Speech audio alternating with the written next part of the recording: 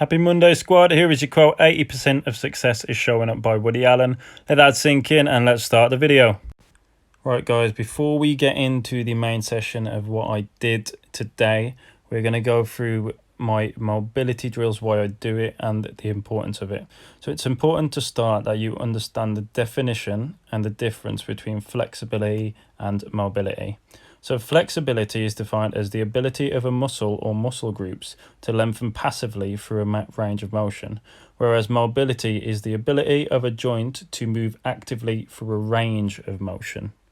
So basically what I'm trying to say is that you can have as good flexibility as you want, but if the joint has a mobility restriction, then the muscle will not be able to lengthen to its full potential, and therefore it won't move far enough. Now, with mobility work, it is definitely best to do it prior to a session to help lubricate the joints and help them move more freely during your session.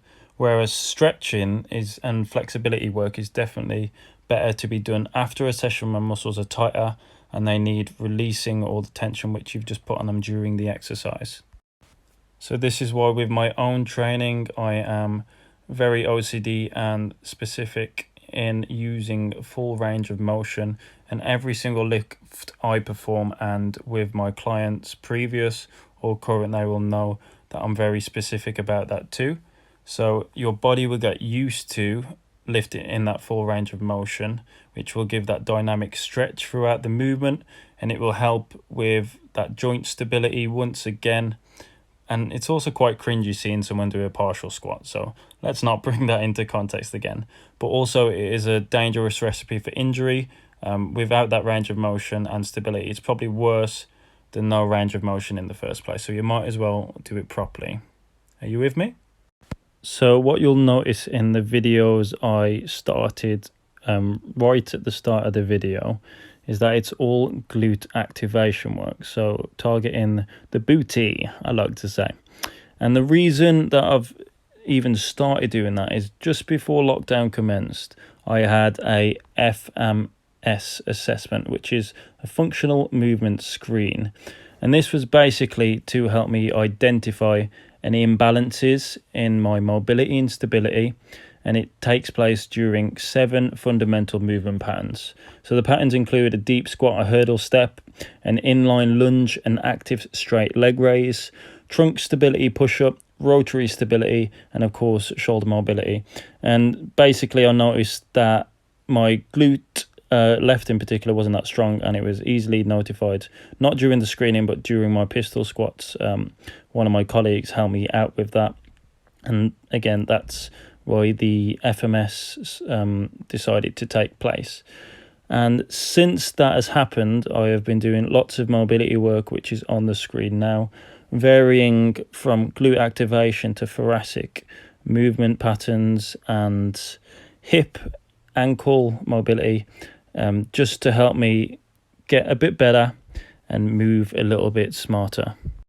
So going into a little bit more detail about the movement screen, ideally this movement patterns are designed, so the 7 movement patterns are designed to provide observable performance of basic locomotor, manipulative and stabilizing movements by placing myself in this circumstance in weird and extreme positions. If you have saw the screening, you'll understand why they are extreme positions, where weaknesses and my imbalances become a little bit more noticeable and appropriate mobility and motor control is not utilized.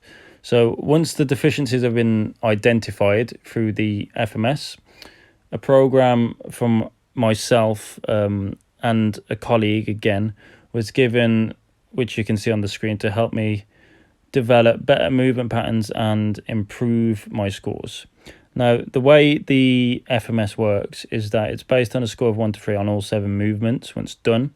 And there is a description on Google, or you can get one off someone, to how the movement patterns look and where and why you are scored in these numbers. Now, luckily, with all of the screening, I was scored a 2, not a 1, which is fantastic. Sadly, not a 3, of which is what I'm working towards, hence all of this thoracic work, hence all of the hip mobility and etc.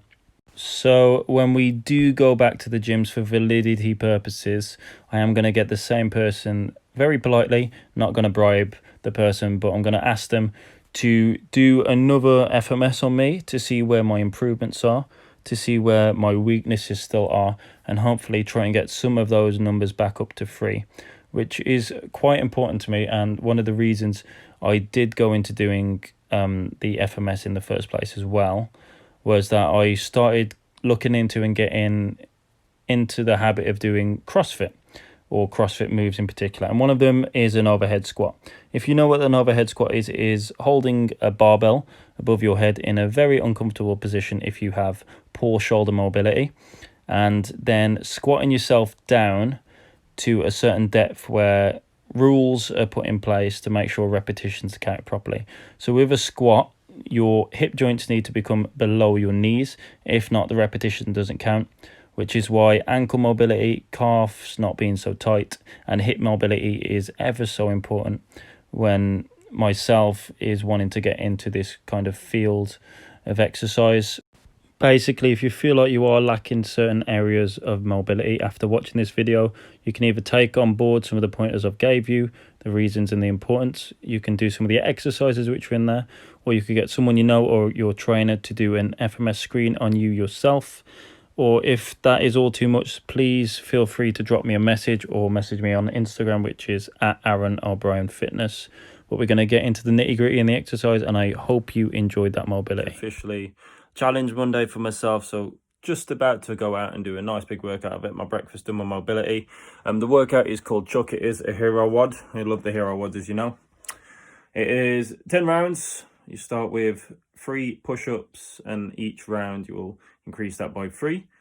Then you go on to 10 pull-ups, and you will increase each round by 1, so 1 all the way to 10 by round 10. Then we got dips, which is 2 all the way to 20, so increments of 2.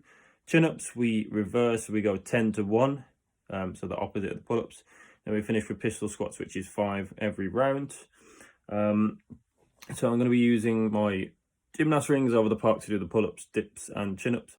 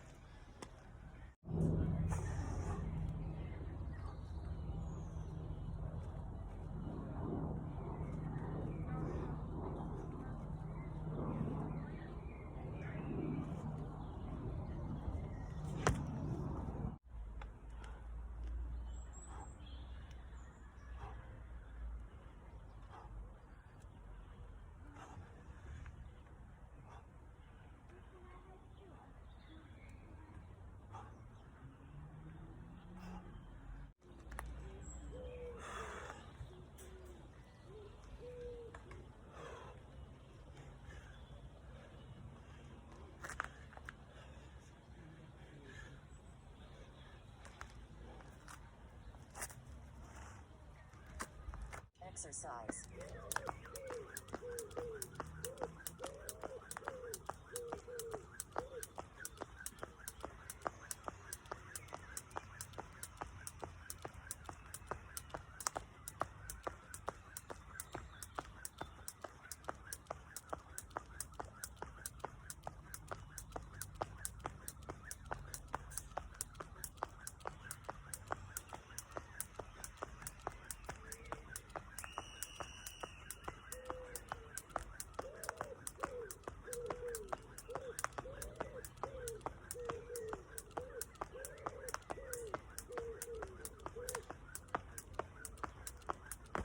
Woo. That felt good. What is going on, guys? It is another week in the household, and I just want to show you what's been going on. So I've been very productive so far this week, and it's going amazing. So to start with, I've created my own logo on an app called Fiverr. This is the beautiful logo, which is backwards. Aaron O'Brien Personal Training. I managed to get some unique colours, and that is a kettlebell with a bicep. So quite unique, quite different, which is good. I've had it put on business cards, so from here we spin we go into here, which is nice and simple, still inspire, motivate, succeed. And I've had these business cards made to start, which is so exciting. Then I thought, you know what, I want to be more of my own guy. So I had something else done. So I had some uniform made, or clothing, I like to say. So we've got the brand on the front, which is great quality. Then got personal trainer written on the back. We've also got it on the shorts, which you can see, which is exciting. And then,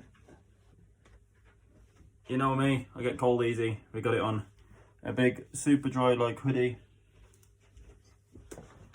And in terms of productivity, it's been a great week. So I've managed to get this done, I managed to get my logo done, put it all together ready for the business to go down. And to finish, I bought some lifting shoes. How exciting. It's been a great week for me. Let me know in the comments what's been good for you, what have you done that has been productive, and of course like, share, comment, repeat. Peace.